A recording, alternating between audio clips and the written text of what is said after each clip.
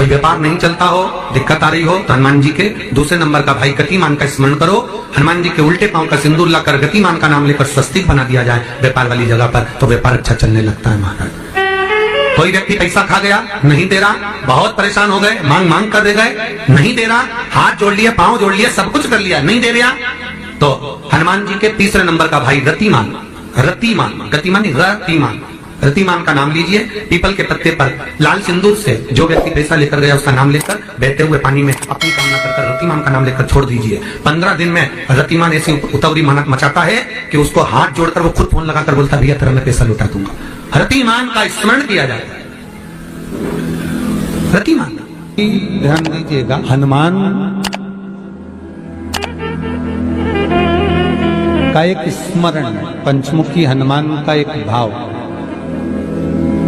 महाराज जैसे बहुत ज्यादा तकलीफ अगर व्यक्ति को हो गई है, बहुत कष्टमय जीवन चल रहा है, हार गए हर जगह से और तकलीफमय जीवन चल रहा है, तो पंचमुखी हनुमान का एक शिव महापुराण का और स्कंद पुराण का एक बड़ा सुंदर मंत्र है। उस मंत्र को आप सब एक बार हमारे साथ में बोलें।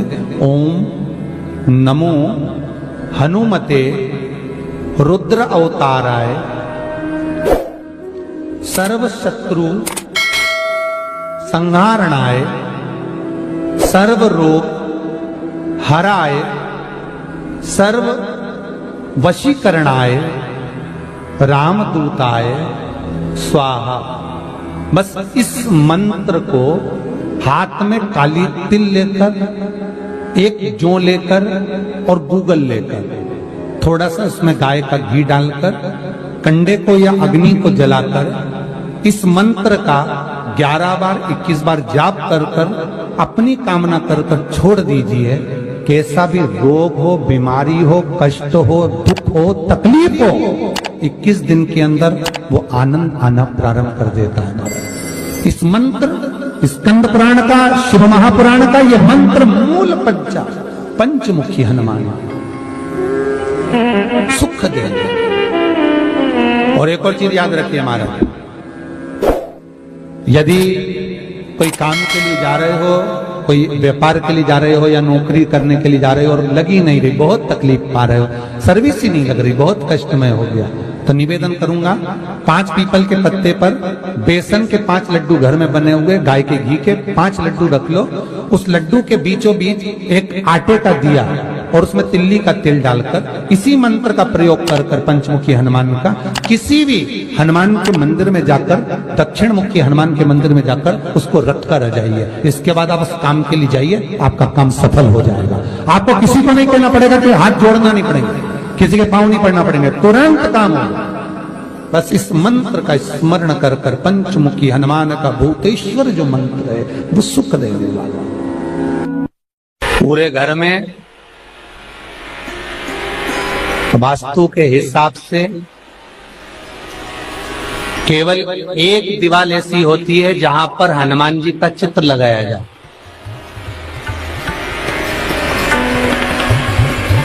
चाहे तुम पर्वत उठाने वाला चित्र लगाओ हनुमान जी का, चाहे बैठे हुए लगाओ, चाहे रामायण पढ़ने वाला लगाओ, चाहे लंका दहन करने वाला लगाओ, चाहे राम नाम जपने वाला लगाओ, चाहे लक्ष्मण को संजीवनी देने वाला लगाओ, चाहे मौन मुद्रा में लगा दो, चाहे स्तुति में लगा दो, चाहे भजन में लगा दो। हनुमान जी का कोई भी चित्र लगता है तो ना पूरब में लगेगा, ना पश्चिम में लगेगा, ना दक्षिण में लगेगा। हनुमान जी का अगर चित्र लगता है तो उत्तर की दीवार में दक्षिण को देखते हुए लगता है, केवल एक ही स्थान।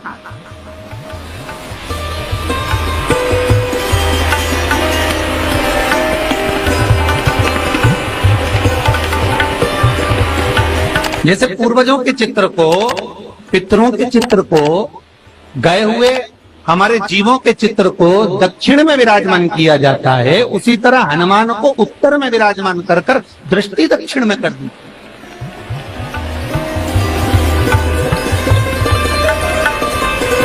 घर में हनुमान जी के जितने फोटो होते हैं उसको केवल दक्षिण दिशा में लगा, उत्तर दिशा में लगा बिठाते थे, और दक्षिण की ओर उनकी दृष्टि होना चाहिए, दक्षिण की ओर उनका मुख होना चाहिए।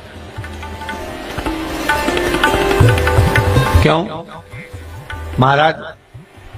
अगर व्यक्ति के जीवन में कोई बीमारी आने वाली है, व्यक्ति के जीवन में कोई रोग आने वाला है, व्यक्ति के जीवन में अगर कोई कष्ट आने वाला है, व्यक्ति के जीवन में अगर कोई परेशानी आने वाली है, व्यक्ति के जीवन में कोई एक्सीडेंट का योग भी बनने वाला है, तो शास्त्र कहता है वो दिशा दक्षिण से ही बनता है।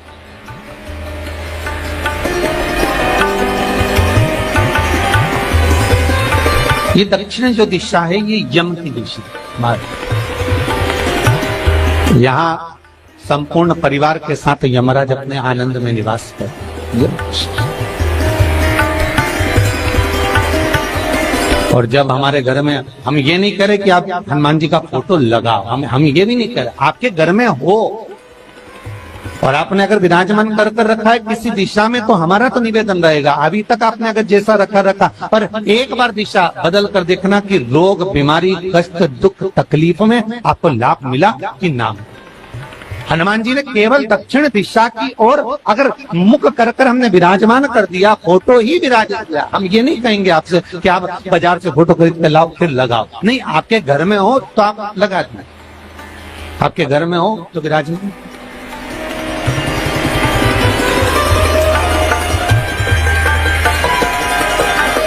अच्छा, कितनी विपरीतता है वो भी आप जरा जानिएगा महाराज, कि शंकर भगवान के ऊपर जो जल चढ़ाया जाता है उसकी जलाधारी उत्तर में जाती है महाराज। भगवान शिव का जो जल जा रहा है वो उत्तर की ओर जा, और हनुमान जी को उत्तर में विराजमान कर मुख दक्षिण की ओर कर दिया। क्यों? प्रबल दिशाओं में उत्तर और दक्षिण महाराज, ये जो दो दिशाएं, इनको साधने के लिए कोई देवता आगे नहीं। अगर इन दिशाओं को कोई साधने वाला है तो केवल एक देवाधिदेव महादेव ही हो सकता। काल का हरण करने वाला वो महाकाल ही हो सकता। शंकर का ही एक अवतार है हनुमान जी महाराज, रुद्र अवतार महाराज। हनुमान जी से कहा तुम दक्षिण की ओर दिशा पर संभालिए। शिव जी कहते हैं मेरा जल जब उत्तर की ओर जाएगा तो इस दिशा को मैं संभालू, चिंता ना करिए। जो स्मरण करने वाला होता है, भजन करने वाला होता है, कीर्तन करने वाला होता है, नाम जाप करने वाला होता है, उसका भी शास्त्र विधान करता है, उसका भी व्याख्यान वर्णन करता है कि जैसे एक दिशा के रूप में हनुमान जी महाराज को विराजमान कर दक्षिण की दिशा पर हम विजय, अर्थात रोग पर, बीमारी पर, कष्ट पर, तकलीफ पर हम विजय प्राप्त कर सकते। ऐसा नहीं कि ऐसा कोई रोग नहीं जिसकी दवा नहीं है, पर जब तक भगवान की कृपा नहीं होगी तब तक कोई औषधि मिल सकती नहीं, कुछ प्राप्त नहीं हो सकता। जब भगवान करुणा करते हैं तो आप रूप कुछ ना कुछ सुख की अनुभूति हो जाती है, अपने आप सुख का भान हो जाता है। तो जैसे दक्षिण का जो स्वामी तत्व है, दक्षिण पर जो दृष्टि देने वाला श्री हनुमान जी महाराज है, इसलिए हनुमान जी को उत्तर की दीवार पर विराजमान कर उनका मुख दक्षिण की ओर रखा जाता है। वास्तु शास्त्र के हिसाब से, वास्तु नियमों के हिसाब से सारे फोटो कहीं पर भी लगा सकते हो, पर हनुमान जी का अगर फोटो तुम्हारे घर में है, हनुमान जी अगर तुम्हारे घर में विराजमान है, हनुमान जी का चित्र तुम्हारे घर में विराजमान है, तो उसका मुख दक्षिण का होगा, तो रोग, बीमारी, तकलीफ, कष्ट ये सब दूर हटते। कई लोग प्रश्न करते हैं, गुरुजी आप कहते हो कि हनुमान जी महाराज शंकर भगवान का एक अंश स्वरूप है, एक अंश। पूरी शिव महापुराण की कथा को उठाकर देखिए, स्कंद पुराण को, मत्स्य पुराण को, कूर्म पुराण को उठाकर देखिए। एक बाणासुर का चरित्र और एक श्री हनुमान जी महाराज का चरित्र बहुत सुंदर है। शिव का एक अंश माता अंजना के तप साधना से शिव की प्रागट्यता और शंकर भगवान की प्रागट्यता से शंकर का स्वरूप प्रकट है। इसीलिए तो कहते हैं शंकर सुमन केसरी।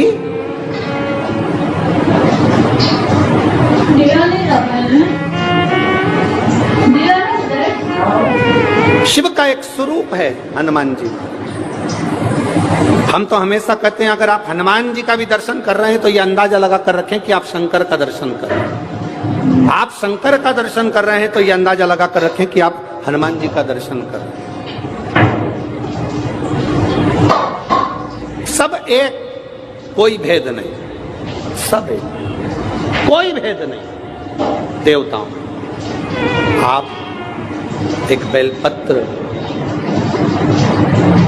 जैसे आप एक बेलपत्र कि ये दो जो पत्तियां होती हैं, जरा ध्यान देंगे, ये दो जो पत्ती नीचे की रहती है बेलपत्र, आगे का भाग एक बेलपत्र और नीचे की जो ये दो पत्तियां होती हैं, इन दो पत्तियों के ऊपर एक एक शमी पत्र। ये दो जो पत्तियां हैं, इन पत्तियों के ऊपर एक एक शमी पत्र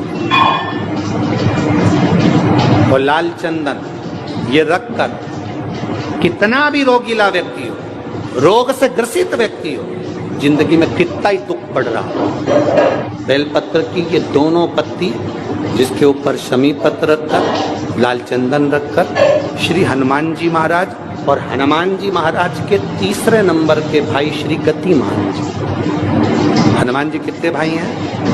6। उसमें हनुमान, रतिमान, प्रतिमान, मतिमान, गतिमान, तो जो नीचे के क्रम में आते हैं श्री गतिमान जी, उन गतिमान जी और हनुमान जी का नाम लेकर जो शिवलिंग के ऊपर समर्पित कर देता है, रोग का निवारण होता ही है, रोग मुक्ति होती है। मंगल का प्रदोष निकाल कर रख लो कि मंगल का प्रदोष इस दिन पड़ रहा है, मंगल की त्रयोदशी तिथि पड़ रही है, प्रदोष व्रत मंगलवार का पड़ रहा है। और जिन लड़का लड़की को मंगल होते हैं, जिन कन्या और वर को मंगल होते हैं, केवल शंकर भगवान के मंदिर में जाकर चौमुखी दिया, 4 बत्ती का दिया आटे का, उसमें घी डालकर लड़की शंकर भगवान के मंदिर में मात्र 7 बार शंकर पे से उतार कर, 3 बार स्वतः उतार कर शिव के मंदिर में रख देती है, उसका मंगल आड़े आता ही नहीं है, मंगल नहीं आता सामने। मंगल प्रदोष व्रत का इतना महत्व है महाराज। जब जिस महीने में जो प्रदोष पड़ा करे, जब प्रदोष पड़े, बन सके 1 बेलपत्र, बन सके 5 बेलपत्र, शमी पत्र, हरे मूंग, हरा मूंग, बेलपत्र, एक कलश के अंदर थोड़ा सा पानी लेकर 1 बेलपत्र, हरा मूंग, शमी पत्र डालकर और उसमें थोड़ा सा गुड़ डालकर भगवान शिव का स्मरण कर कर प्रदोष काल में, मान लो कोई काम आपका बहुत जरूरी है, बहुत दिनों से आप थक गए हैं, नहीं हो रहा, कर्जा बढ़ रहा है, धन नहीं आ रहा, व्यापार नहीं चढ़ रहा, या कोई समस्या बहुत प्रबल है, कोई एग्जाम में बैठ रहे हो, नहीं हो रहा, परीक्षा भी दे दी है, रिजल्ट आने ही वाला है, तो भी प्रदोष काल में, प्रदोष के समय वो जल, मूंग, शमी पत्र और बेलपत्र और गुड़ का शंकर के शिवलिंग को समर्पित करना प्रारंभ कर दो। 2 या 3 प्रदोष करोगे, बाबा आपकी मनोकामना शीघ्र पूर्ण कर देगा। शंकर भगवान पर चढ़े हुए जल जब नीचे की ओर आता है, जिस जगह पर जल गिरता है, उस जगह पर मात्र 1 दुर्गा प्रदोष के दिन अपनी कामना कर इस शरीर के सुख के लिए शंकर भगवान के जल गिरने वाले स्थान के पास में अवधूतेश्वर महादेव के नाम से रख दी जाती है, तो जिंदगी में कभी बड़ी बीमारी नहीं आती। उसी तरह जिससे रोग को समाप्त करने के लिए दुर्गा का प्रयोग किया जाता है। कभी ऐसा योग लगे आपके जीवन में कि आप जिस व्यापार को आपने करा, उस व्यापार में आपको फल नहीं मिला, फिर आपने व्यापार चेंज करा, फिर बदल कर देखा, फिर उस व्यापार को कर देखा, उसमें फल नहीं मिला, फिर आपने वापिस व्यापार को बदलने का विचार किया, तो हमारा निवेदन रहेगा उस व्यापार को बदलने से पहले एक काम जरूर कर देखो। 3 स्थान पर बेलपत्र को चढ़ा कर देखिएगा। अगर आपको लगे कि मैंने व्यापार बदल लिया, एक बार बदला। कई लोग ऐसे भी होते हैं जो पैसा इकट्ठा करते हैं, धन एकत्रित करते हैं और कोई व्यापार ऐसा कर लेते हैं जिस व्यापार में धन चले जाता है तो वो धन वापिस नहीं आता महाराज, वो व्यापार का धन वापिस नहीं आता। तो बड़े दुखी होता है कि भाई मेरा गया हुआ पैसा नहीं आ रहा, मैं बड़ा कष्ट में हूं, मेरा खुद का ही आ जाए ना तो मैं निहाल हो जाऊं, मेरा अपना ही नहीं आ रहा जो गया हुआ है तो मैं क्या वर्णन करूं उसको, क्या। उनके लिए भी ये प्रयोग, ये शिव विद्येश्वर संहिता का ये भाव बड़ा सुंदर है। आप व्यापार पर व्यापार बदल कर देख लिए, धन भी हमारा कहीं डूब गया, आ नहीं रहा है, तो प्रयास करना। 3 स्थान पर चढ़ाई गई बेलपत्र हमें सुख का अनुभव करा दे, बहुत ध्यान लगाइए। पहला, अशोक सुंदरी की जगह। अब ये बेलपत्र जब भी आप चढ़ाएंगे तो